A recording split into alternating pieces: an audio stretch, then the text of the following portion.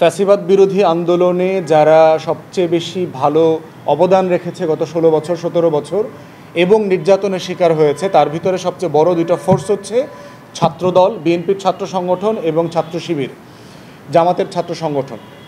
সেই জায়গাতে আমরা খুবই কৃতজ্ঞতার সাথে স্মরণ করছি ছাত্রদল এবং শিবির গত 16-17 বছর যে নির্যাতনের শিকার হয়েছে, গুম খুনের শিকার হয়েছে, তাদের হাজার হাজার নেতাকর্মী শহীদ হয়েছে, পঙ্গু হয়েছে, আহত হয়েছে। তারা সবাই গণ অভ্যুত্থানের পক্ষের শক্তি এবং তারা সবাই আওয়ামী ফ্যাসিবাদ বিরোধী আন্দোলনের সক্রিয় নেতাকর্মী। তাদেরকে আমরা শ্রদ্ধা করি, সম্মান করি, তাদের ত্যাগকে আমরা, তাদের অবদানকে আমরা জাতি হিসাবে স্মরণ করি, মাথায় রাখি। দ্বিতীয়ত হচ্ছে 24-এর গণ অভ্যুত্থানেও কিন্তু এই ছাত্র সমাজ কিন্তু অ্যাক্টিভ রোল প্লে করেছে। ছাত্র শিবিরের, ছাত্র দলের হাজার হাজার নেতাকর্মীরা, লক্ষ লক্ষ নেতাকর্মীরা সারা বাংলাদেশে আন্দোলন সংগ্রাম লড়াই করেছে, আহত হয়েছে, শহীদ হয়েছে, প্রতিবন্ধী হয়েছে। শিবিরের কয়েকশো ছেলেপেলে শহীদ হয়েছে বলে আমরা শুনেছি। ছাত্র দলেরও শতাধিক ছেলেপেলে নাকি সারা দেশে শহীদ হয়েছে। অতএব এই অবদানের জায়গাটা কোনোভাবে আমাদের ছোট করে দেখবার সুযোগ নাই গত 16-17 বছর এবং 24-এ।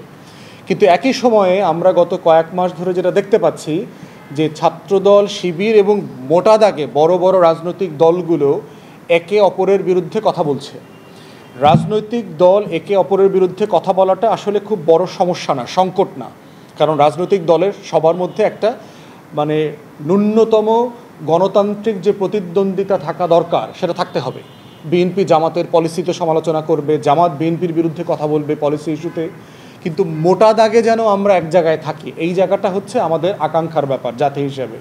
যে ফ্যাসিবাদ বিরোধী লড়াইতে যারা ছিলেন তারা আমাদের স্বাধীনতার প্রশ্নে একমত থাকবেন, আমাদের সার্বভৌমত্বের প্রশ্নে একমত থাকবেন, আমাদের আত্মমর্যাদার প্রশ্নে একমত থাকবেন, আমাদের জাতীয় স্বার্থের প্রশ্নে একমত থাকবেন।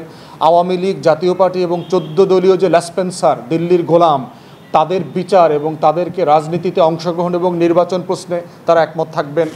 বাংলাদেশে দিল্লির দাসত্ব কায়েম হবার কোনো সম্ভাবনা যেন তৈরি না হয় সেখানে তারা একমত থাকবেন। বাংলাদেশের পররাষ্ট্রনীতি এবং প্রতিরক্ষা নীতিতে তারা একমত থাকবেন। এই মোটা দাগে একমত থাকার বাইরে আমরা দেখতে চাই যে বাংলাদেশের প্রত্যেকটা রাজনৈতিক দল এবং ছাত্র সংগঠন গণতান্ত্রিক মূল্যবোধের চর্চা করবেন এবং সেই জায়গাতে যা যা করা দরকার, আরেকজনের মতামতকে সম্মান করা দরকার, আরেকজনকে স্পেস দেওয়া, আরেকজনকে মিছিল মিটিং করবার অধিকারকে স্বীকার করা এবং দ্বিমত করলেই মারধরে, সংঘর্ষে, ভায়োলেন্সে চলে যাওয়াটা কোনোভাবে কাম্য না, গ্রহণযোগ্য না। যদি এটা করা সম্ভব না হয় সে ব্যাপারে আমরা প্রস্তাব করেছি যে বাংলাদেশে রাজনৈতিক ছাত্র সংগঠন ক্যাম্পাসে নিষিদ্ধ করে দেওয়া দরকার। কোনো রাজনৈতিক দলের ছাত্র সংগঠন ক্যাম্পাসে কাজ করতে পারবে না যদি এই ন্যূনতম মূল্যবোধ তারা ধরে রাখতে না পারে। সেক্ষেত্রে একমাত্র অপশন হচ্ছে আপাতত 3 মাসের জন্য ছাত্র সংগঠনগুলোর কার্যক্রম সাসপেন্ড করে দেওয়া যেতে পারে ক্যাম্পাসে, করে পুরো সকল কলেজ বিশ্ববিদ্যালয়কে ছাত্র সংসদ নির্বাচনমুখী করা দরকার ইমিডিয়েটলি। ছাত্র সংসদের মাধ্যমে সাধারণ ছাত্রছাত্রী শিক্ষার্থীদের মতামতের উপরে ভিত্তি করে ছাত্র নেতৃত্ব তৈরি হোক, আমরা সেটা চাই। এবং সেই প্রসেসে গেলেই দলীয় ছাত্র সংগঠনের যে লেজুর ভিত্তি করা, দালালি করা এবং মারামারি সংঘর্ষে জড়িয়ে পড়ার জায়গাটা বাস্তবে আর বেশিদূর এগোতে পারবে না। এবং সেটাই কিন্তু হয়েছে। আপনারা কুয়েটে দেখেন, যেই ছাত্রদল, যেই শিবির, যে বৈষম্য বিরোধী ছাত্র আন্দোলন, সাধারণ শিক্ষার্থীরা 24-এ একসাথে লড়াই করেছে, সেই কুয়েটে সাধারণ শিক্ষার্থীরা ছাত্র রাজনীতিকে নিষিদ্ধ করতে চাইছে। এখানে কোনো ছাত্র সংগঠনকে তারা কাজ করতে দিবে না বলেছে। অতএব সেই মনস্তত্ত্ব যেন আমরা বুঝি। আমরা যখন বলছি যে 24-এ গণ অভ্যুত্থানে রাজনৈতিক নতুন বন্দোবস্ত দরকার, সেই বন্দোবস্তের প্রশ্ন কিন্তু ছাত্র সংগঠনগুলোর ভবিষ্যৎ কী হবে, কোন ফর্মে, কোন ব্যাকরণ মেনে সে রাজনীতি করতে পারবে, সেই আলোচনাটাও হতে হবে।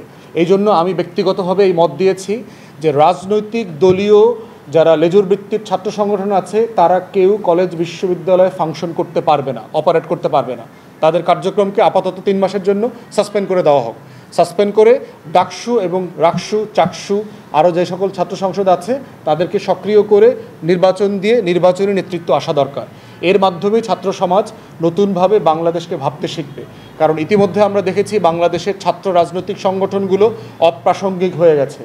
বাংলাদেশে গত 7-8 বছরে যত বড় বড় আন্দোলন হয়েছে কোনোটা রাজনৈতিক দলের ব্যানারে সফল হয় নাই।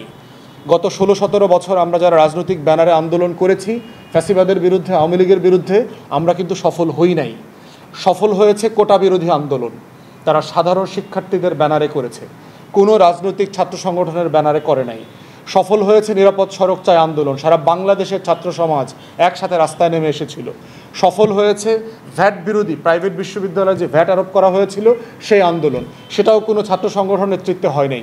সর্বশেষ সফল হয়েছে 24-এর গণ অভ্যুত্থান, বাংলাদেশের কোনো রাজনৈতিক দলের মূল দলের নেতৃত্বেও হয় নাই, ছাত্র সংগঠনের ব্যানারেও হয় নাই।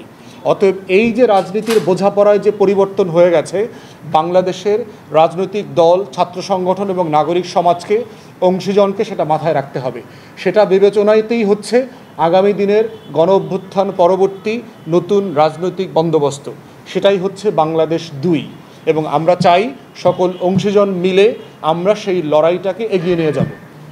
জাতীয় নির্বাচনের আগে স্থানীয় নির্বাচন হবার ব্যাপারে বেশ কিছু জায়গা থেকে দাবি উঠেছে এবং এটার একটা কাউন্টার দাবিও এসছে। বাংলাদেশের ইতিহাসের এমন একটা জায়গায় আমরা এখন আছি যে আমাদের একদম গ্রাম থেকে শুরু করে আপনার ওয়ার্ড পর্যায়ে এবং ইউনিয়ন পরিষদ থেকে শুরু করে আমাদের কেন্দ্র পর্যন্ত কোনো নির্বাচিত প্রতিনিধি নাই। 71 সালে যুদ্ধ চলাকালীন অবস্থায় আমরা এরকম একটা বাস্তবতায় ছিলাম না। তো সেই জায়গাতে এই যে একটা নজিরবিহীন বাস্তবতা বাংলাদেশে এখন বিরাজ করছে এবং যেটার কারণে আমাদের নাগরিক সমাজ, আমাদের গ্রামবাসী, প্রান্তিক জনগোষ্ঠী যারা আছেন তারা প্রচণ্ড রকম সেবা থেকে বঞ্চিত হচ্ছেন।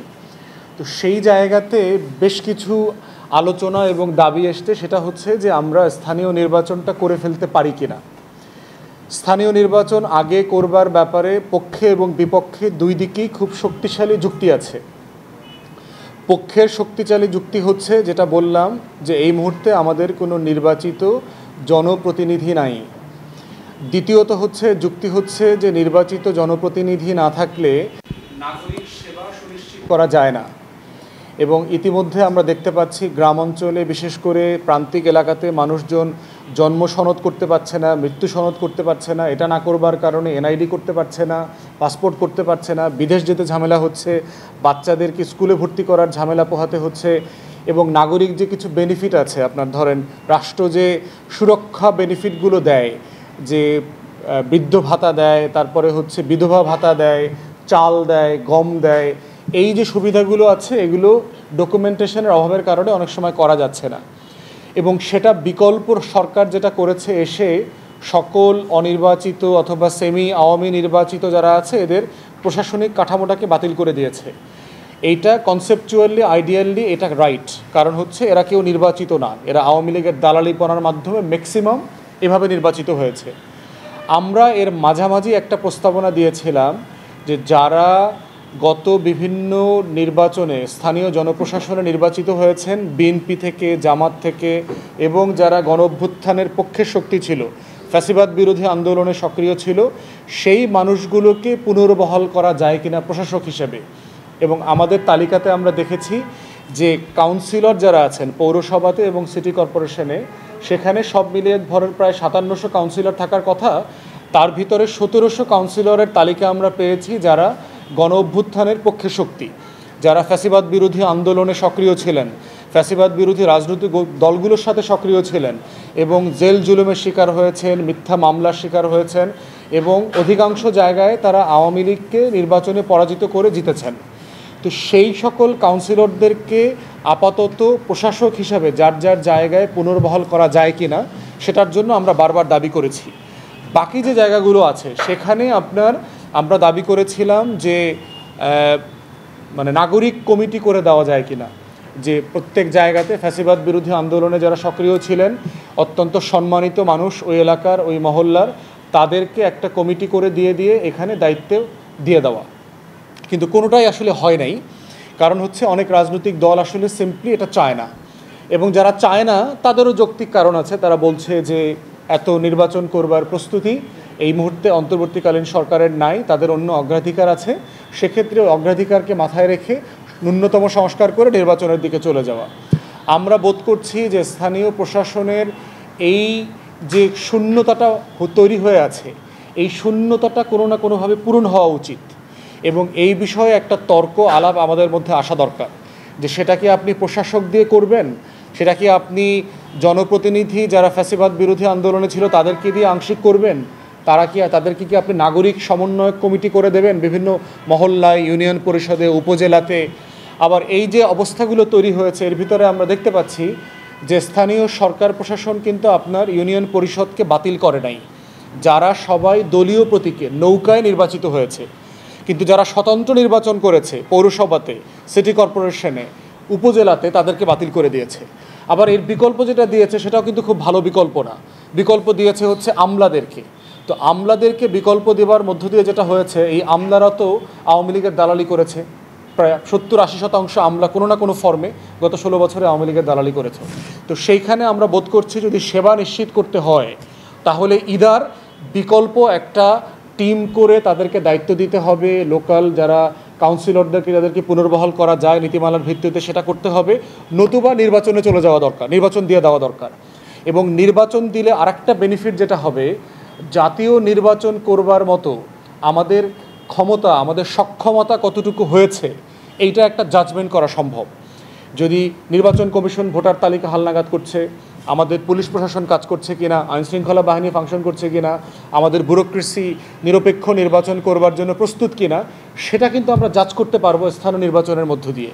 এখন এটার আবার কাউন্টার আর্গুমেন্ট হচ্ছে, তারা বলছে যে স্থানীয় প্রশাসন নির্বাচনে গেলে প্রচুর আইনশৃঙ্খলার ব্যত্যয় ঘটবে, দলের ভিতরে আভ্যন্তরীণ কোন্দল বাড়বে। এটা তো দলগুলোর দায়িত্ব। আপনার দলের যদি নিয়ন্ত্রণ না থাকে, আপনি কাদেরকে নেতাকর্মী বানাচ্ছেন, তারা যদি গণতন্ত্রের চর্চা করতে প্রস্তুত না থাকে, সেই দায় তো আপনি 6 মাস পরে হোক, 1 বছর পরে হোক, সেটা জাতীয় নির্বাচনেও এই ডিস্টারবেন্সটা করবে। অতএব মারামারি করবে, খুন খারাপি হবে, আভ্যন্তরীণ কোন্দল বাড়বে, এটা তো জাতীয় নির্বাচনের জন্য একই যুক্তি প্রযোজ্য।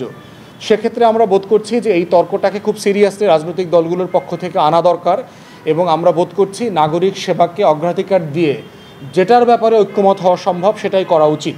এবং প্রয়োজনে যদি এমন হয় যে স্থানীয় প্রশাসনে আমরা সারা বাংলাদেশে একসাথে নির্বাচন করতে পারবো না, আমরা বিভাগওয়ারি করি, 1 সপ্তাহে রাজশাহী বিভাগে নির্বাচন হোক, আর 1 সপ্তাহে চট্টগ্রাম বিভাগে হোক, আর 1 সপ্তাহে খুলনা বিভাগে হোক, তাহলে টোটাল আইনশৃঙ্খলা বাহিনী একটা বিভাগে মজুত করা সম্ভব, তাদের সেবাটা সেখানে নেওয়া সম্ভব।